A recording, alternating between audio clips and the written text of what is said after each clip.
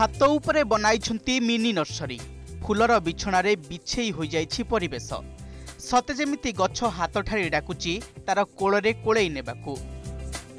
भद्रक बाहर बिल गाँवर अवसरप्राप्त प्रधान शिक्षक शिवप्रसाद नायक गछ लगाइबा निशा आज तांकु स्वतंत्र परिचय देछि।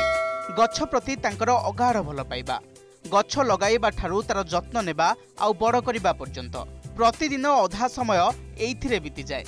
छात उपरे पाखापाखि 200 रु ऊर्ध्व प्रजातिर फूल 20 रु ऊर्ध्व प्रजातिर फल गछ लगाइछन्ति शिव सार।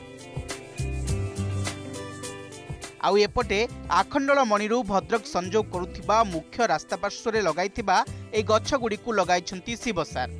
जेतेबेले रास्ता संप्रसारण पाई ठिकादार ए गछ गुड़िकु काटिबा आरंभ करथिले सेतेबेले शिव सार ठिकादारଙ୍କ गोड़ धरिबाकु भी पछाइ नथिले।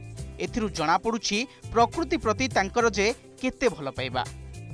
प्राकृतिक शोभा बढ़ौथुआ मुख्यतः जो गछ लता फूल फल गछ से गछ मान प्रति मोर गोटे दुर्बलता छात्र अवस्था थिला। मोर बड़का समय मु मोर जो शारीरिक शक्ति सामर्थ्य जेतिकी अच्छी ताकू संपूर्ण भाव में मुझे लगाए जो गछ लता लगेगी रास्ता कड़े मंदिर पाखे स्कूल कॉलेज रे प्राकृतिक शोभा वर्धन करंतु छात्र छात्री। शिव सार केवल शिक्षक नथिले शिक्षकता परे तांकर गोटे गछ लगेबा और प्रकृति को भल पाइबा गोटे निशारे परिणत हो जाइए। गछ पागल कहले अत्युक्ति हेब नहीं।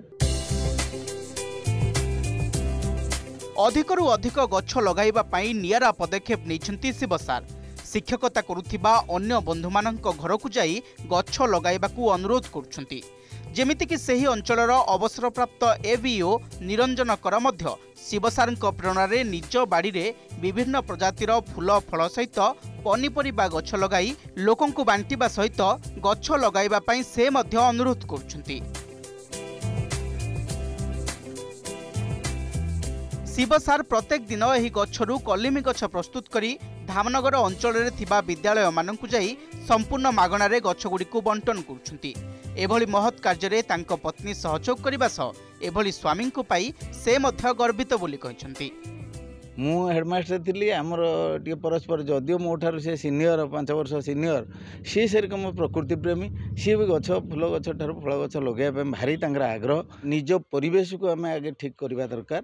निज परिवेश को ठीक करने संगे संगे समाज उपकार निश्चित परिवेशटा डेभलप हम निश्चित। सी गछ लगाती आमर घरे से गपाई सब छातटा नष्ट कर दौच से गोटे स्वभाव से गछ लगे चारा बांटे आम देखुन किसी परिवर्तन हेनी छात नष्ट होम करदे जो जहाँ हम हम आम बहुत खुशी।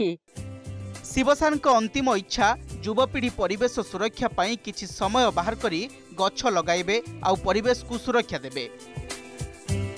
भद्रक धामनगरु विवेकानंद सामलଙ୍କ रिपोर्ट ओटीवी।